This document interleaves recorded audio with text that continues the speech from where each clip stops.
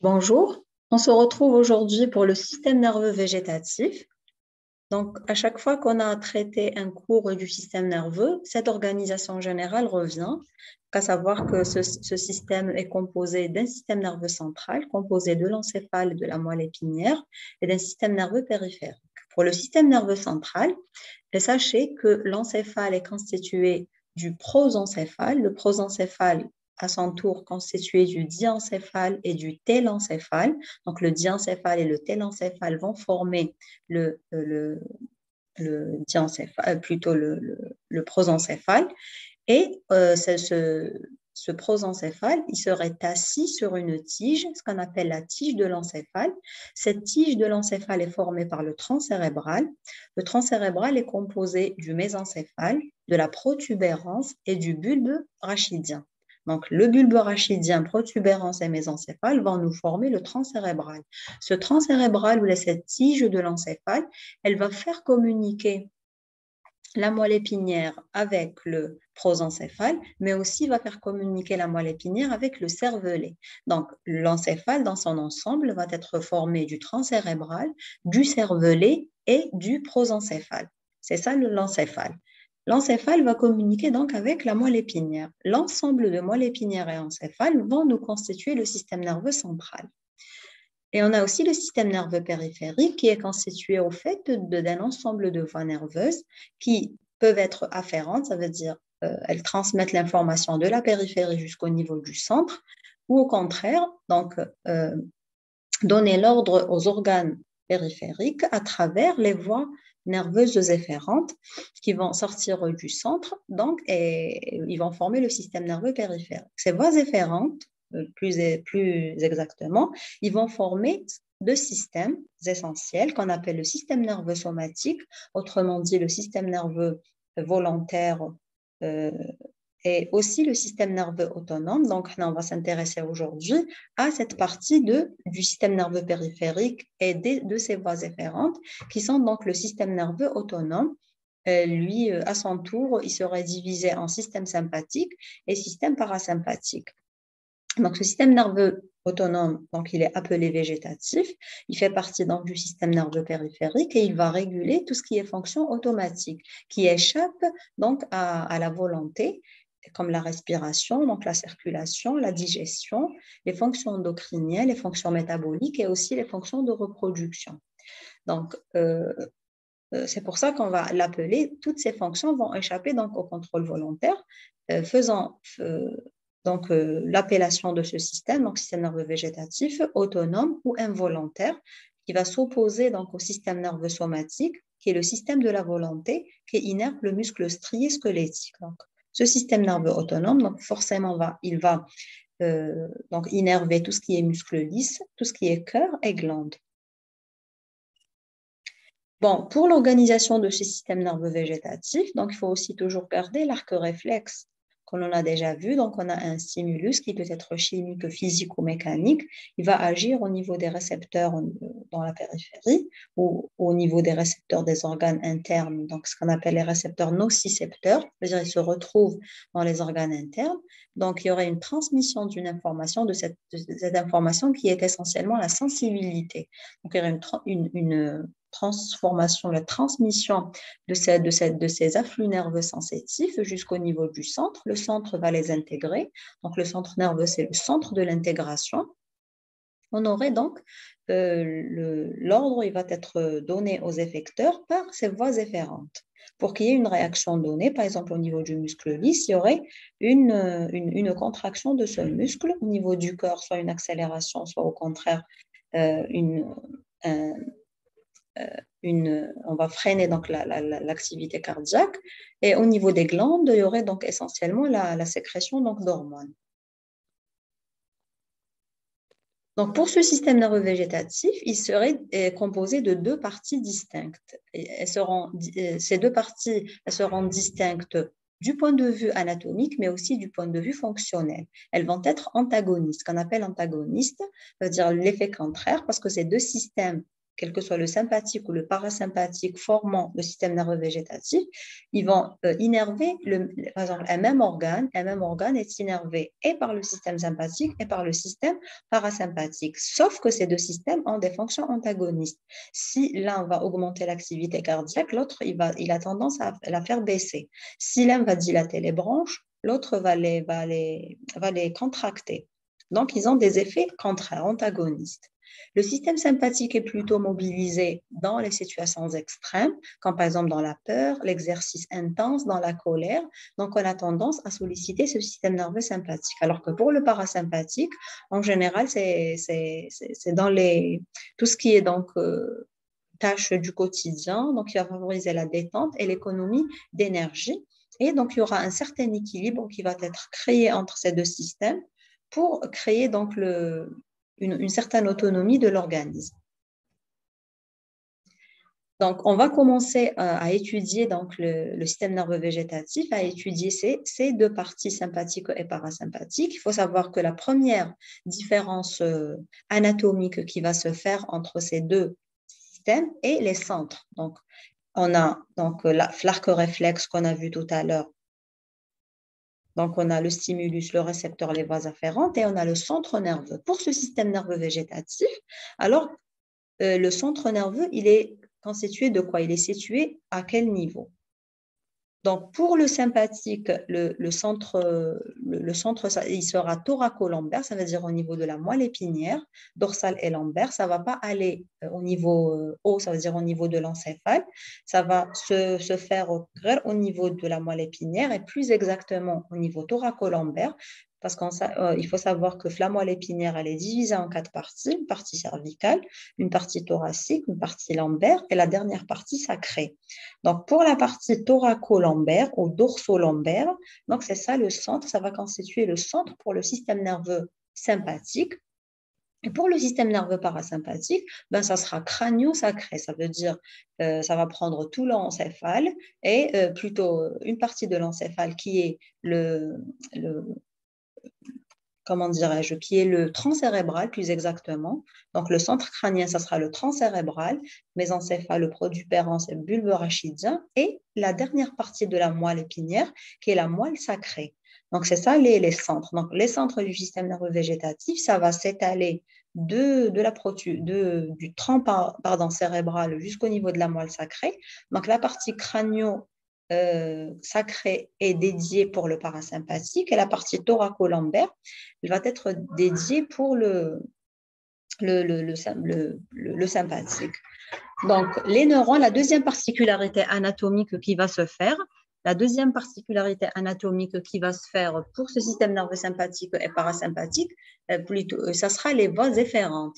Donc, il faut savoir que dans le système nerveux végétatif, on aura, contrairement au système nerveux autonome, plutôt somatique, on aura deux voies efférentes. On n'aura pas une seule voie efférente, on aura deux voies efférentes. Donc, du centre, il y aura une voie nerveuse qui va sortir et qui va aller, non pas au niveau de l'effecteur directement, mais elle doit passer par une douane. Elle doit passer elle doit faire escale, c'est le ganglion végétatif. Vous savez tous que chaque organe de l'organisme, il est entouré de ce qu'on appelle une chaîne lymphatique. Cette chaîne lymphatique ou une chaîne de ganglions, cette chaîne ganglionnaire va constituer la première barrière de défense pour cet organe. Et sur le point de vue nerveux, donc, il y aurait une communication avec cette chaîne ganglionnaire. Cette chaîne ganglionnaire, elle va communiquer avec l'effecteur. Donc, il n'y aura pas une communication directe entre le centre et l'effecteur. Il faut qu'il y ait une communication d'abord avec le ganglion végétatif, le ganglion lié à l'organe. Pour ce fait, on aura, pour cette voie efférente, donc on aura deux neurones. Donc, un neurone qui va précéder le ganglion végétatif, on va l'appeler préganglionnaire. Donc, il va sortir du centre. Ce centre, il est crânio, comme on a dit, il est thoracolombaire plutôt pour le sympathique et il est crânio-sacré pour le parasympathique. De ce centre va sortir ce neurone préganglionnaire, il va communiquer avec le ganglion végétatif. Le ganglion végétatif à son tour, il va communiquer avec l'effecteur à travers ce neurone postganglionnaire. C'est la deuxième particularité donc anatomique. Il faut savoir que le premier neurone, il est myélinisé et que le deuxième neurone, il est amyélénique parce que le centre peut être c'est-à-dire loin du ganglion végétatif. C'est pour ça que le premier neurone est myélinisé pour pouvoir transmettre l'influx nerveux rapidement. Par la suite, le ganglion végétatif, en général, il est à proximité de l'effecteur de l'organe. Il est tout près. Pour le sympathique, il est très proche, presque à l'intérieur. On verra, le parasympathique, le ganglion végétatif, il est pratiquement à l'intérieur de l'effecteur. C'est pour cela qu'il y aura, pour la troisième particularité anatomique, c'est la longueur des neurones préganglionnaires et postganglionnaires. Si vous remarquez que pour le sympathique, le neurone préganglionnaire, il est court, alors que le postganglionnaire, il est long.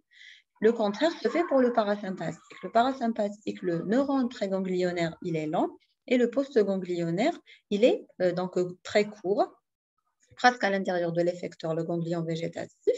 La longueur, puisqu'il est myélinisé, le préganglionnaire, donc la transmission va se faire rapidement, quel que soit dans le sympathique ou le parasympathique.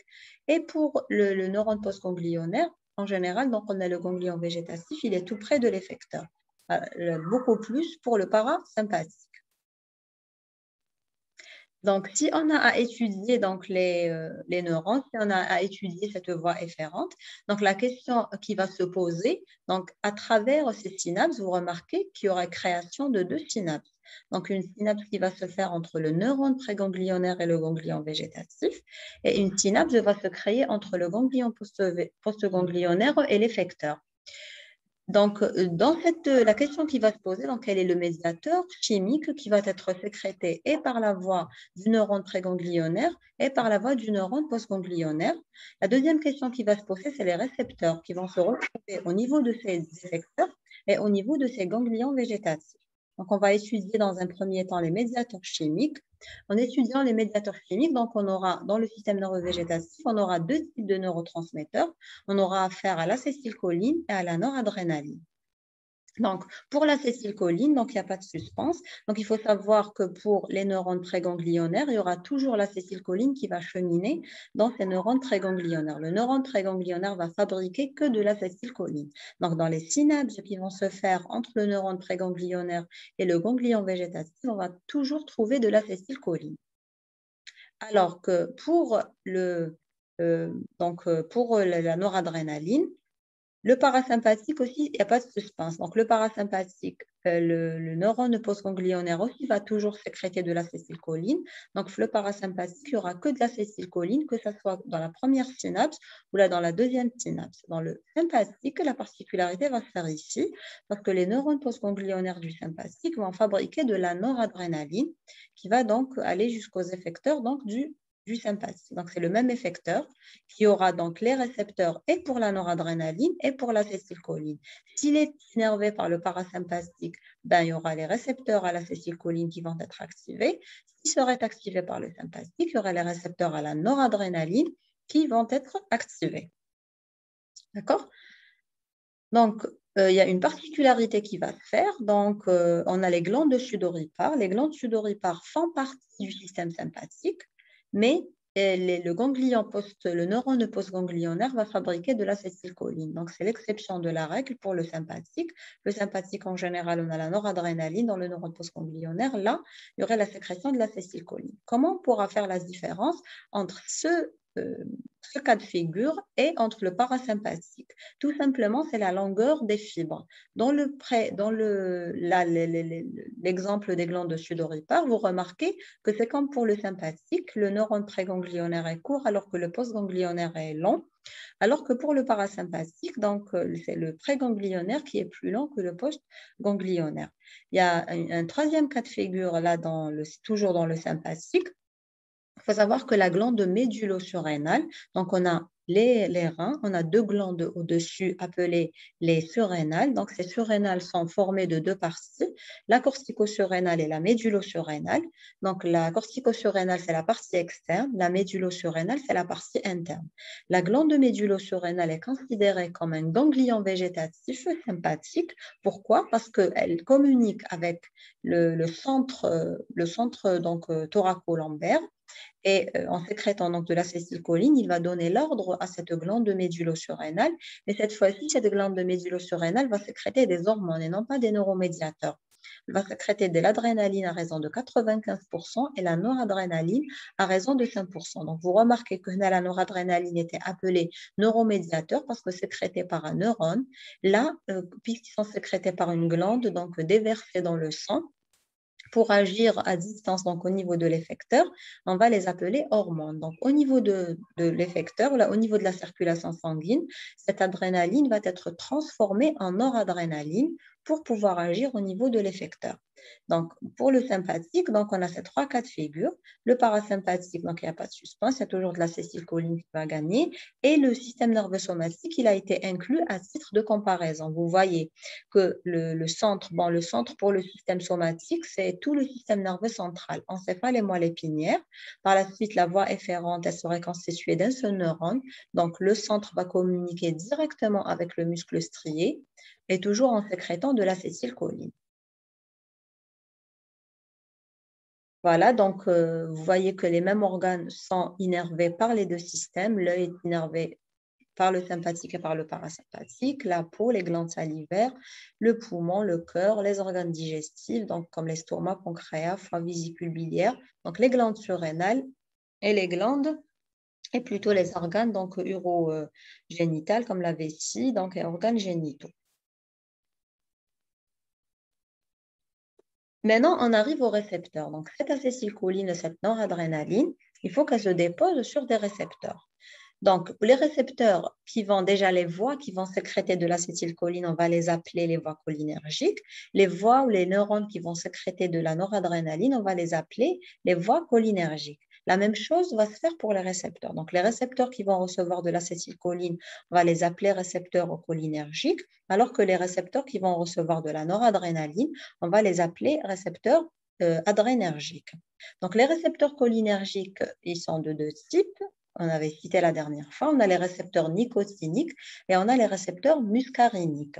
Donc, les récepteurs nicotiniques, ils vont se retrouver au niveau des ganglions végétatifs, donc du sympathique et du parasympathique, au niveau de la médulo-surrénale et au niveau de la plaque motrice. Donc, vous revenez au niveau du schéma et vous allez donc noter les différents récepteurs. Pour le cours du système nerveux autonome, au fait, il faut garder le schéma. Il faut juste ajouter donc les récepteurs sur le schéma et le cours serait complet. Donc, les récepteurs nicotiniques vont se retrouver au niveau des ganglions végétatifs, donc là, au niveau du ganglion végétatif du sympathique, le ganglion végétatif lié les glandes sudoripares, au niveau de la glande médulo-surrénale et même au niveau du ganglion végétatif du parasympathique. Donc, les nicotiniques vont se retrouver au niveau des récepteurs de la première synapse, l'élément postsynaptique de la première synapse. On va retrouver donc les récepteurs nicotiniques. Les récepteurs muscariniques, donc ce n'est pas difficile. Les récepteurs muscariniques, puisque c'est des récepteurs cholinergiques. Donc, ce qu'on a les récepteurs cholinergiques, c'est au fait l'effecteur donc, du parasympathique et les glandes sudoripares. Donc, les muscariniques, on va les retrouver dans les glandes sudoripares et dans les effecteurs du parasympathique. Alors que les adrénergiques, donc il n'y a pas de suspense, c'est toujours l'effecteur du sympathique, puisque c'est le seul neurone qui va sécréter de la noradrénaline. La médulo-surrénale, elle va les déverser dans le sang. Il n'y a pas une synapse à ce niveau. Donc la seule synapse, c'est le sympathique. Donc les récepteurs adrénergiques vont se retrouver au niveau de l'effecteur du système sympathique. Pardon.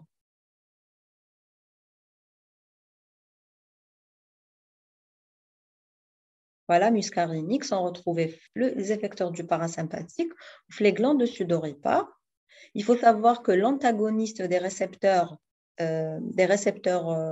nicotiniques est le curare. Donc, le curare va bloquer ces récepteurs nicotiniques, alors que pour les récepteurs muscariniques, donc l'antagoniste serait l'atropine. Donc, l'atropine va venir bloquer. C'est-à-dire que l'atropine est le curare va avoir une action antagoniste de l'acétylcholine au niveau des récepteurs nicotiniques, alors que l'atropine, elle aura une action antagoniste de l'acétylcholine, mais au niveau des récepteurs muscariniques. Ça veut dire les récepteurs retrouvés au niveau des effecteurs du parasympathique et au niveau des glandes sudoripares. Arrivant aux récepteurs adrénergiques qui vont se retrouver l'effecteur du sympathique. Donc, c'est les récepteurs alpha et bêta adrénergiques. On a deux types de récepteurs, alpha et bêta. Les alpha seront subdivisés en alpha 1, alpha 2. Les bêta seront subdivisés en bêta 1 et bêta 2. Donc, ces récepteurs adrénergiques seront répartis uniformément au niveau de l'organisme. Donc, un même organe, il pourra posséder les deux types de récepteurs. En général, la stimulation des alpha va entraîner une réponse excitatrice, alors que la stimulation des bêta va entraîner une réponse inhibitrice. Donc, si au niveau du muscle lisse, l'alpha va entraîner une contraction, le bêta va entraîner un relâchement. Donc, la noradrénaline, si elle va se déposer sur les récepteurs alpha, ça va entraîner la contraction des muscles. Si on aura s'il y a la noradrénaline qui va se fixer sur les récepteurs bêta, on aura plutôt une inhibition, donc un relâchement. Donc, et les récepteurs adrénergiques, donc il n'y a pas de suspense, ils sont tous métabotropes. Donc, vous avez remarqué que pour les nicotiniques, les cholinergiques, il y a deux types. Il y a les nicotiniques, les muscariniques. Les nicotiniques sont ionotropes, les muscariniques sont métabotropes. Alors que pour les adrénergiques, on n'a que des récepteurs métabotropes.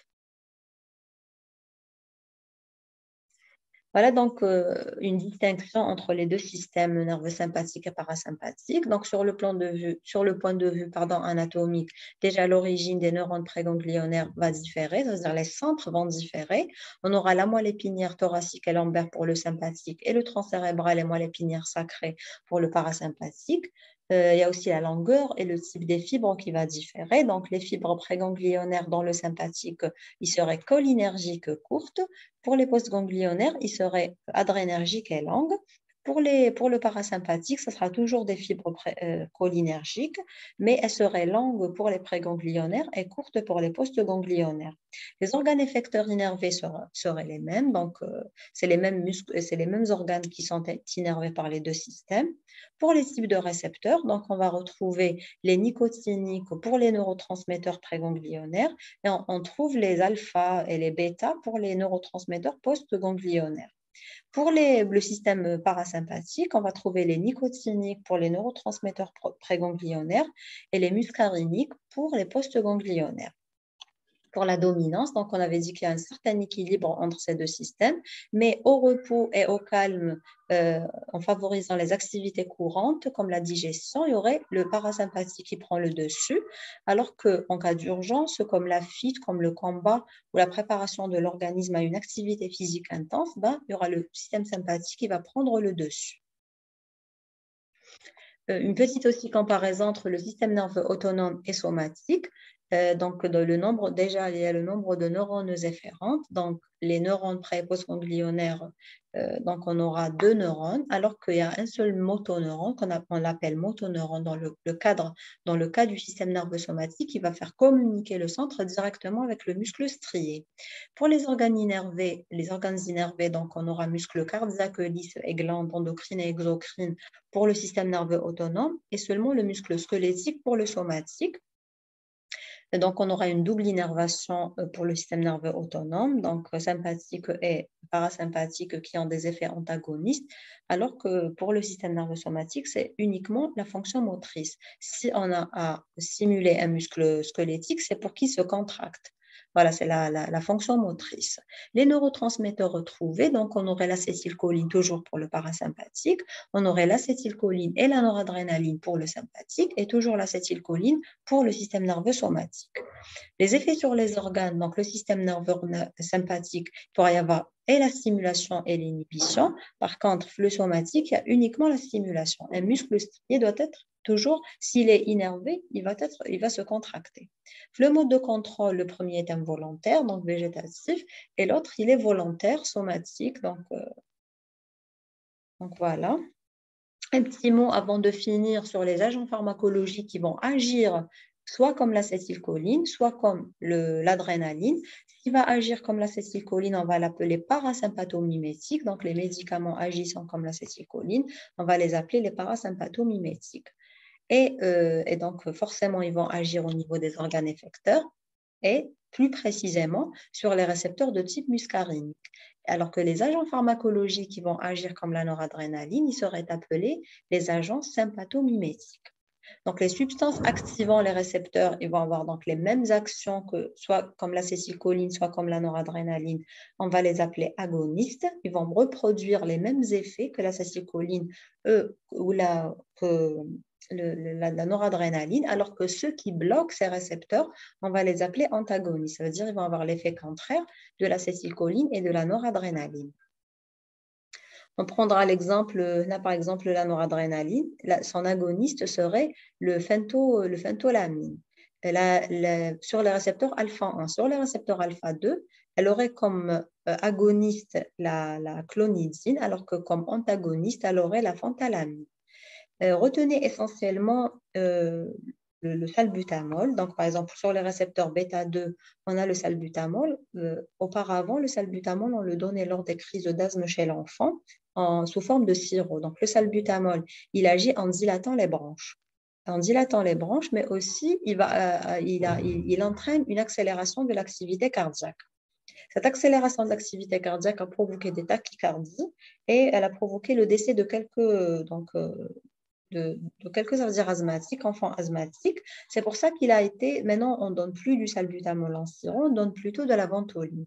Donc la ventoline, c'est une pompe qui va agir localement. Elle va entraîner seulement la dilatation des branches, donc elle ne va pas agir au niveau cardiaque. Cet agoniste, donc, qui est l'agoniste de la noradrénaline, de l'adrénaline plutôt sur les récepteurs bêta-2, son antagoniste est le propanolol, le butoxamine. Donc, le propanolol, ce qu'on appelle un bêta-bloqueur qu'on va donner, par exemple, lors des infarctus du myocarde. Lors d'un infarctus du myocarde, il y aura une population de cellules myocardiques il y aurait l'apoptose de ces cellules myocardiques. Le cœur, d'habitude, il travaille par exemple à 100% de ces cellules. Là, s'il y a des cellules qui ne sont plus fonctionnelles, donc par exemple, il va travailler à 70% de sa fonction cardiaque. Cette fonction cardiaque diminuée, il va falloir donc mettre au repos le cœur en donnant ces bêta-bloqueurs comme le propanolol. Donc, au lieu d'entraîner l'excitation de l'accélération de cette activité, en donnant ces propanolol, en donnant ce bêta-bloqueur, donc on a tendance à faire diminuer l'action de l'adrénaline, du système sympathique sur l'activité cardiaque. Il y a aussi pour les récepteurs cholinergiques, les antagonistes et les antagonistes, on a la nicotine, donc son antagoniste est le curare, la muscarine, donc son antagoniste est l'atropine. C'était un petit tour sur les agents pharmacologiques. Pour les actions du système nerveux sur les organes, donc si le sympathique va entraîner une dilatation au niveau de l'œil, le parasympathique va entraîner une constriction. Au niveau du cœur, le sympathique, il est sollicité dans les cas extrêmes, donc forcément, ça va faire augmenter la fréquence, la force de contraction et la vitesse de conduction. Il va accélérer la vitesse de conduction. Le parasympathique a tendance à faire donc diminuer la fréquence et diminuer la force de contraction. Au niveau des branches, le sympathique va entraîner une dilatation, le parasympathique une contraction. Et au niveau donc des sphincters, comme pour le tractus digestif, comme pour l'appareil urinaire, ça va entraîner une contraction des sphincters, mais un relâchement donc, du muscle. Pour le foie, donc le sympathique va entraîner, il est sollicité dans les cas extrêmes, donc il va entraîner la néoglucogénèse et la libération du glucose donc dans la circulation sanguine, et le sympathique, il a tendance à restaurer les réserves en favorisant la glycogénèse, donc la production du glycogène à partir du glucose. Donc, si vous remarquez qu'il y a il y a les glandes sudorales, il y a les muscles piloérecteurs et il y a les muscles et les vaisseaux sanguins qui vont échapper à l'action du parasympathique. Parce que les sueurs profusent, il y a la sueur imperceptible elle va pas nécessiter donc la sollicitation du sympathique, alors que s'il y a une transpiration importante, il y aurait la sollicitation du sympathique. Donc, le déclenchement de la transpiration par les récepteurs cholinergiques, elle va solliciter que du sympathique. Elle ne va pas solliciter le parasympathique. C'est un cas extrême. Les muscles piloérecteurs, avec la chair de poule, donc c'est les muscles, elle va entraîner la contraction des muscles qui vont faire surélever donc les poils au niveau de la peau. Et pour les vaisseaux sanguins, donc pour entraîner une constriction de ces vaisseaux et une dilatation des muscles squelettiques et du cœur et augmenter la pression artérielle, donc ceci va se faire dans les cas extrêmes, en cas de colère, exercice intense ou en cas de peur. Il y a aussi la médulle surrénale qui est considérée comme un ganglion végétatif, ce qui va activer la sécrétion des différentes hormones qui sont la noradrénaline et l'adrénaline. Il y a aussi les organes sexuels masculins. Donc, le sympathique va entraîner l'éjaculation et l'émission du sperme, alors que le parasympathique, il est favorisé lors de l'érection par suite à une vasodilatation. Voilà, donc on a fait le tour sur le système sympathique, en sachant le système nerveux végétatif, en sachant que le sympathique va nous préparer à la lutte ou à la fuite, en déclenchant diverses adaptations qui vont nous aider à affronter le stress lorsque nous sommes effrayés ou menacés. Donc le cœur va s'emballer, la respiration devient très rapide et la peau devient froide et moite, et on aura la chair de poule qui va apparaître et les pupilles vont se dilater. Alors que la partie parasympathique, par opposition, elle s'active surtout dans les situations neutres, notamment associées au repos et à la digestion. Et il est considéré pour ce fait comme système d'entretien donc, et de récupération. Donc, on arrive à la fin de notre cours pour aujourd'hui. Je vous remercie.